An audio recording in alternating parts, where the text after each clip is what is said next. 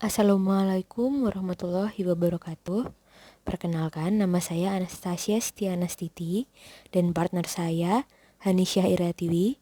Kali ini akan menjelaskan mengenai permintaan agregat, penawaran agregat, dan inflasi. Kita akan masuk ke topik pembahasan pertama, yaitu kurva permintaan agregat. Permintaan agregat adalah permintaan total barang dan jasa dalam perekonomian. Sementara, kurva permintaan agregat adalah kurva yang memperlihatkan hubungan negatif antara output atau pendapatan agregat dan tingkat harga. Titik-titik kurva permintaan agregat menunjukkan pasar barang dan pasar uang berada di equilibrium. Secara umum, jumlah uang yang diperlukan untuk melakukan sejumlah transaksi tertentu bergantung langsung pada dan secara proporsional dengan harga rata-rata transaksi waktu itu.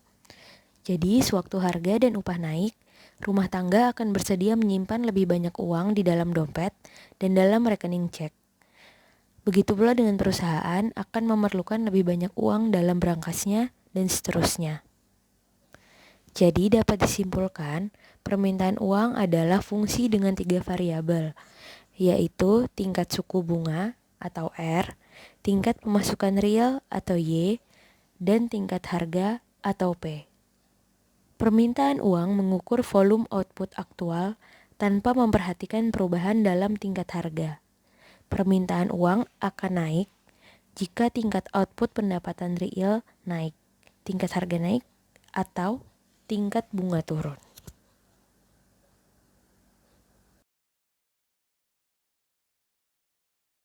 Untuk menderivasikan atau menurunkan kurva permintaan agregat, kita membahas apa yang terjadi pada output pendapatan agregat atau Y ketika tingkat harga P berubah.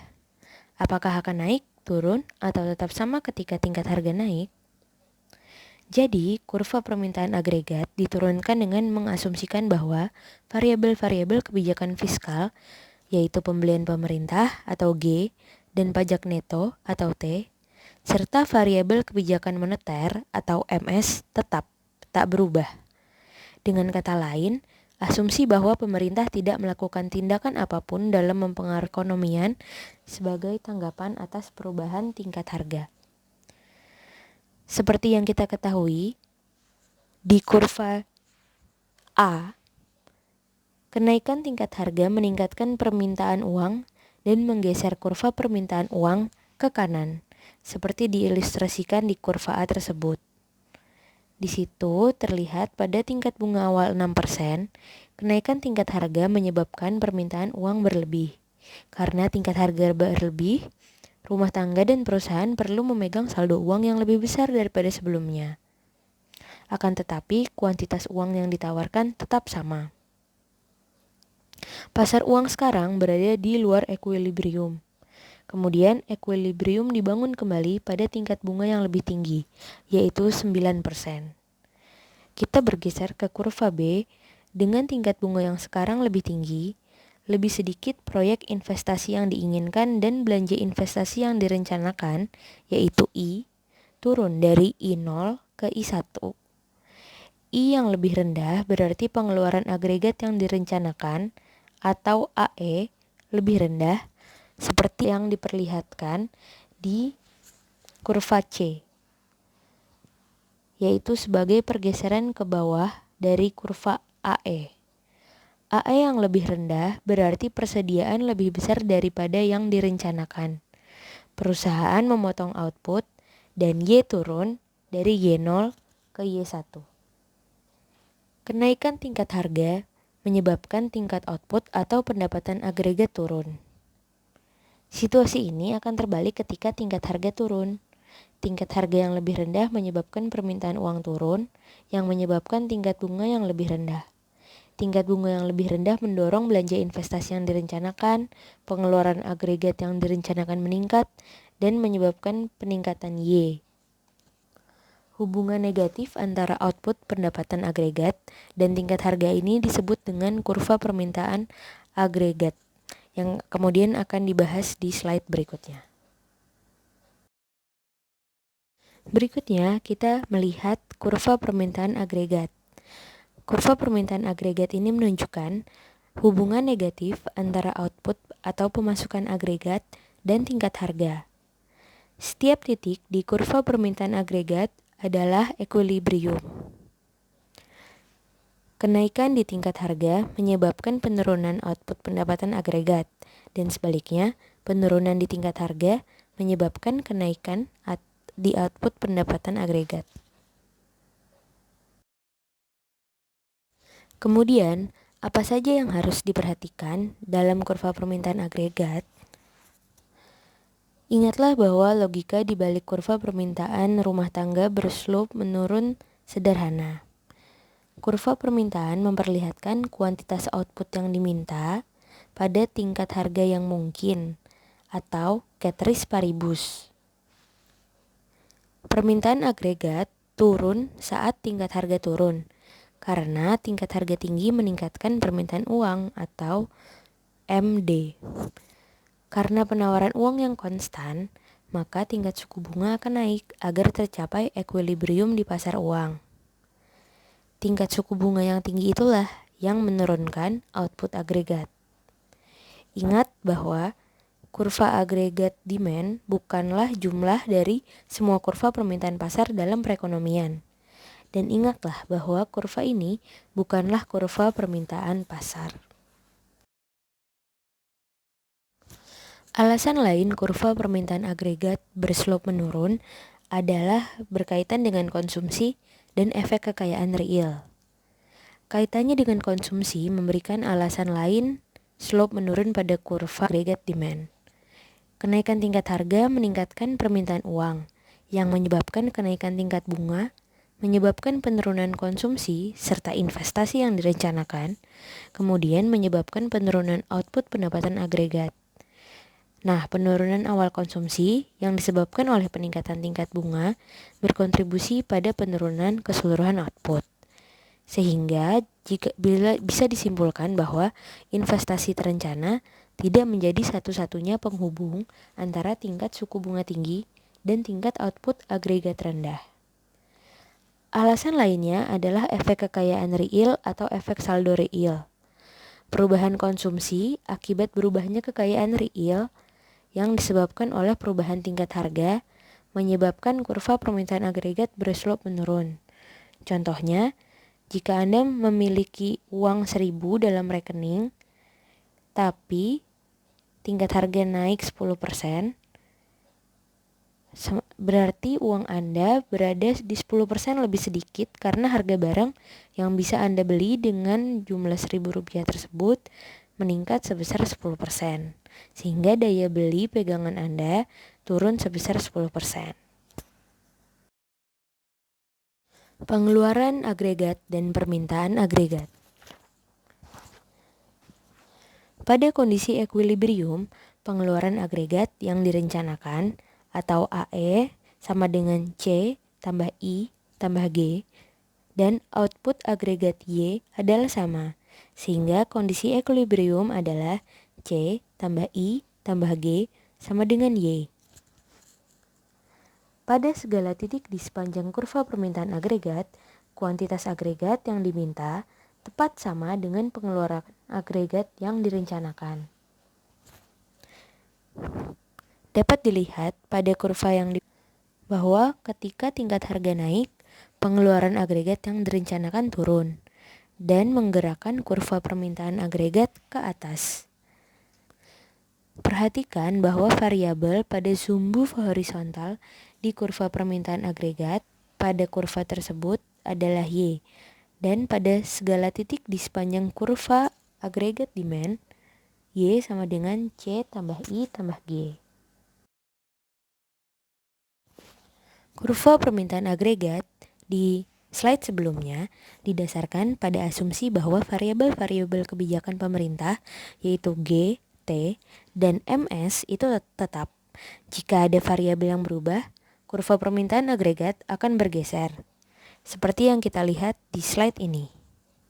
Di sisi kiri, naiknya kuantitas uang yang ditawarkan pada tingkat harga tertentu menggeser kurva AD ke kanan. Sementara yang di sisi kanan, naiknya belanja pemerintah atau turunnya pajak bersih menggeser kurva AD ke kanan. Logika dengan jenis yang sama bisa diterapkan pada penurunan kuantitas uang yang ditawarkan, penurunan belanja pemerintah, dan peningkatan pajak neto. Semua ini menggeser kurva permintaan agregat ke kiri. Berikutnya, kita akan masuk ke kurva penawaran agregat. Penawaran agregat adalah penawaran total barang dan jasa dalam perekonomian. Sementara kurva penawaran agregat sendiri adalah kurva yang memperlihatkan hubungan antara kuantitas output yang ditawarkan oleh semua perusahaan dalam perekonomian dengan tingkat harga keseluruhan. Berikutnya, kita akan membahas bentuk kurva penawaran agregat jangka pendek. Pada jangka pendek, kurva AS atau aggregate supply, yaitu kurva respons harga atau output, slope-nya positif. Namun, saat tingkat rendah, kurvanya relatif datar, yaitu ketika perekonomian berada dalam resesi. Dan jika di tingkat kapasitasnya tinggi, kurvanya vertikal. Mengapa jangka pendek? Karena pendekatannya adalah perusahaan individual yang berproduksi pada atau dekat dengan kapasitas penuhnya atau tidak. Suatu perusahaan berproduksi pada kapasitas penuh jika sepenuhnya memanfaatkan kapasitas dan tenaga kerja yang dimilikinya. Jika ada pengangguran siklis atau pengangguran di atas jumlah friksional dan struktural, perekonomian tidak sepenuhnya menggunakan angkatan kerjanya. Ada orang yang ingin bekerja pada tingkat upah saat ini yang tidak bisa mendapatkan pekerjaan. Jadi kesimpulannya yaitu kendala kapasitas, yaitu sekalipun perusahaan tidak mempertahankan tenaga kerja dan modal berlebih, perekonomian mungkin beroperasi di bawah kapasitasnya jika ada pengangguran siklis. Kemudian mengenai tingkat output dan tanggapan harga atau output, kita bisa lihat di kurva tersebut, output agregat jauh lebih tinggi pada B dibandingkan pada A, tapi tingkat harga di B hanya sedikit lebih tinggi daripada di A. Ini menunjukkan bahwa peningkatan permintaan agregat ketika perekonomian beroperasi pada tingkat output yang rendah cenderung menghasilkan peningkatan output dengan sedikit atau tidak ada peningkatan dalam tingkat harga keseluruhan, yaitu kurva penawaran agregat cenderung agak datar pada tingkat output agregat yang rendah. Sementara ketika perekonomian berproduksi pada tingkat output maksimum, yaitu pada kapasitas penuh, kurva penawaran agregat menjadi vertikal. Dapat kita lihat di titik C dan D pada kurva tersebut, kurva penawaran agregat menjadi berbentuk vertikal, bergerak dari C ke D, tidak menghasilkan peningkatan output agregat, melainkan peningkatan besar dalam tingkat harga. Pergeseran kurva penawaran agregat jangka pendek dapat disebabkan oleh goncangan biaya atau goncangan penawaran, pertumbuhan ekonomi, stagnasi dan kekurangan investasi, kebijakan publik, cuaca, perang, dan bencana alam. Kita lihat di kurva tersebut, di kurva yang sebelah kiri, agregat penawaran mengalami penurunan, yaitu dari AS0 ke AS1.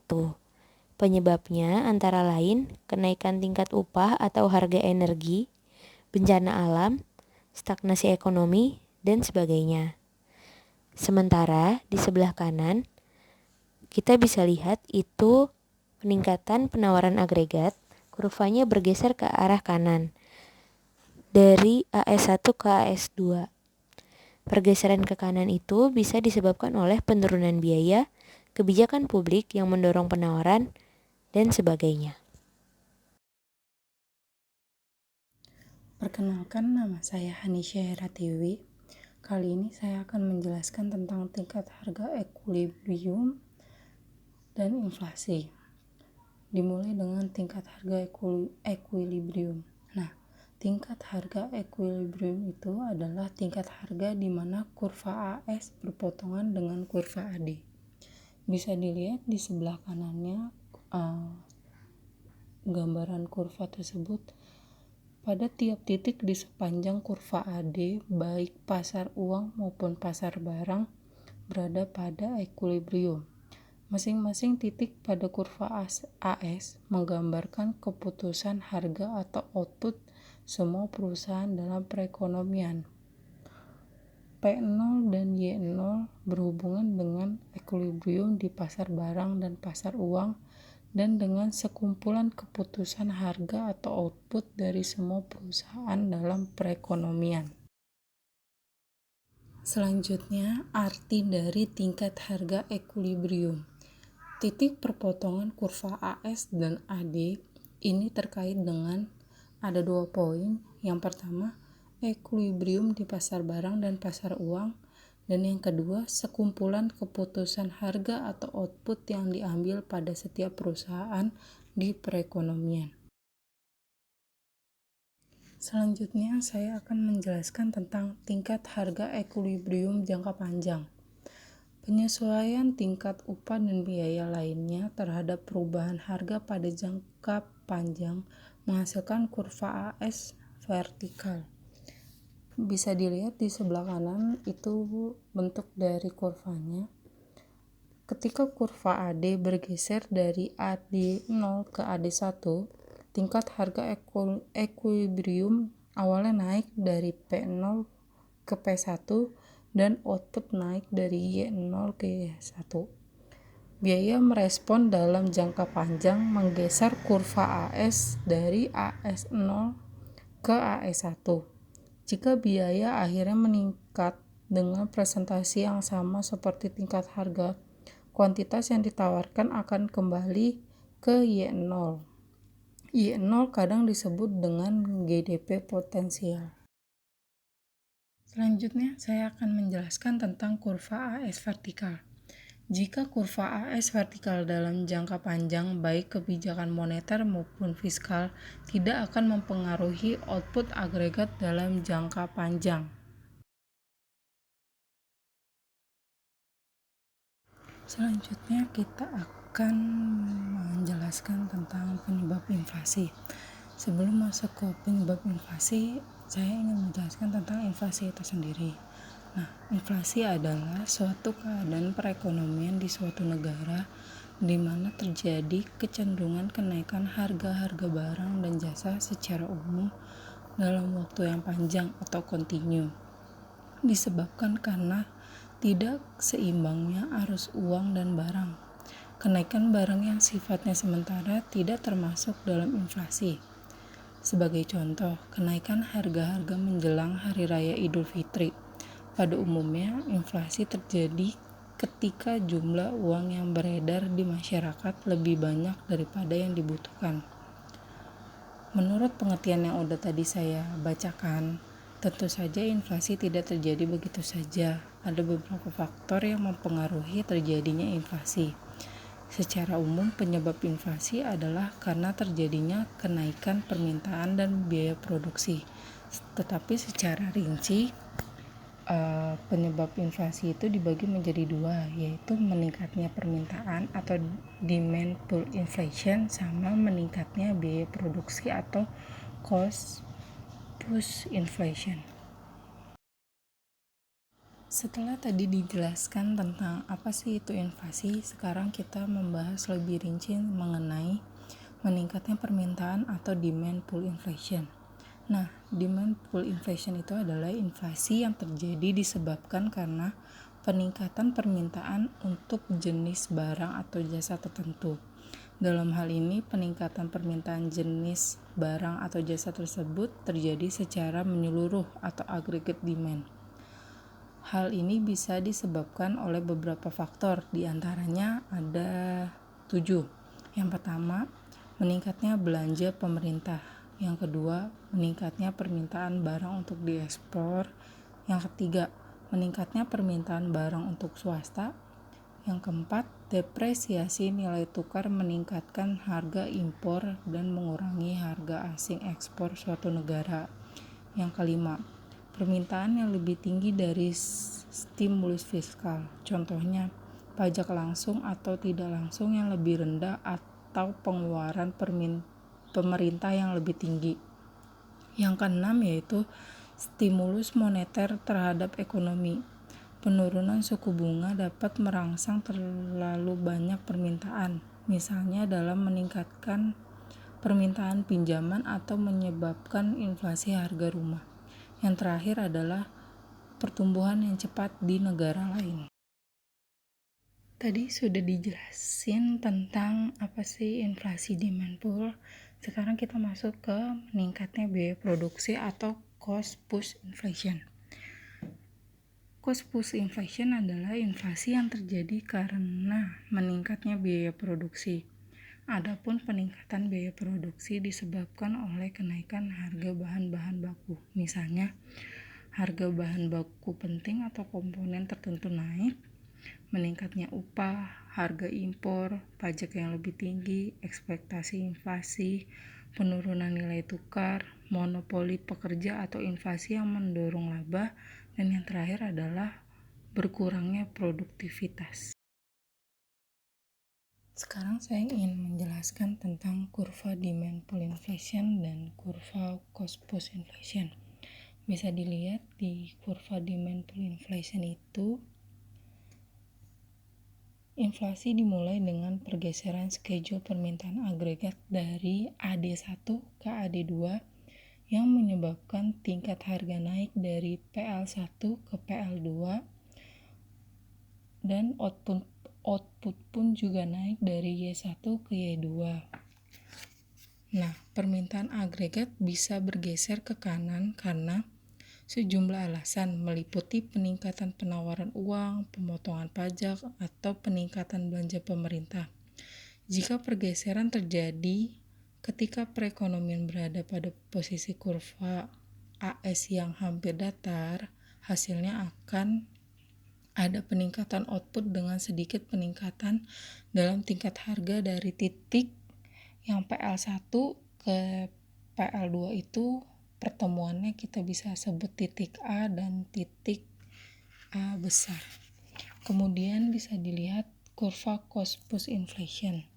Nah, untuk kurva ini sendiri itu bisa dilihat terjadi pergeseran penawaran akan menyebabkan tingkat harga equilibrium naik dari PL1 ke PL2 dan tingkat output agregat turun dari Y1 ke Y2. Nah, peningkatan biaya menggeser kurva AS ke sebagian kiri dengan mengasumsikan pemerintah tidak bereaksi pada pergeseran ini. Kurva AD tidak akan bergeser, tingkat harga naik dan output pun turun. Di slide ini saya akan menjelaskan tentang stagflasi. Nah, stagflasi adalah suatu kondisi ketika pertumbuhan ekonomi lambat, pengangguran tinggi, dan inflasi tinggi terjadi secara bersamaan. Ini adalah fenomena yang tidak wajar dan kontras dengan kontraksi atau resesi, yaitu ketika pertumbuhan rendah, pengangguran tinggi, dan pengeluaran rumah tangga untuk barang dan jasa turun, dan karenanya sehingga inflasi turun. Selanjutnya saya akan menjelaskan tentang kejutan biaya atau goncangan biaya. Nah, kejutan biaya atau cost shock ini sendiri menjadi berita buruk bagi para pembuat kebijakan. Satu-satunya cara mengatasi kerugian output akibat kejutan biaya adalah menaikkan harga jauh di atas tingkat yang mungkin dicapai tanpa adanya penetapan kebijakan. Bisa dilihat di sebelahnya itu ada kurva ketika terjadi goncangan biaya atau kejutan biaya. Nah, goncangan biaya tanpa perubahan kebijakan fiskal atau moneter akan menggeser kurva penawaran agregat dari AS0 atau SRAS0 ke SRAS1, kemudian menurunkan output dari Y0 ke Y1 dan meningkatkan tingkat harga dari P0 ke P1. Kebijakan fiskal atau moneter bisa diubah cukup dengan menggeser kurva AD dari AD0 ke AD1. Kebijakan ini akan meningkatkan output agregat Y lagi, tapi akan meningkatkan tingkat harga lebih jauh ke P2, pada posisi P2. Di slide terakhir ini saya akan menjelaskan tentang hyperinflasi. Nah, hyperinflasi itu adalah peristiwa ekonomi makro yang menyebabkan masyarakat kehilangan kepercayaan kepada mata uang. Ketika mata uang dianggap memiliki nilai sedikit atau tidak sama sekali, orang mulai menimbun komoditas dan barang yang memiliki nilai. Ketika harga mulai naik, barang pokok menjadi langka, menyebabkan harga terus melonjak. Nah, hyperinflasi ini ternyata pernah terjadi di Indonesia, yaitu pada tahun 1998. Penyebabnya adalah karena terjadinya pencetakan uang secara besar-besaran demi menutup defisit anggaran pada waktu itu.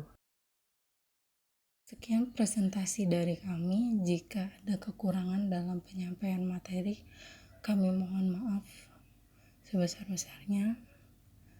Presentasi ini kami tutup. Selamat malam semua.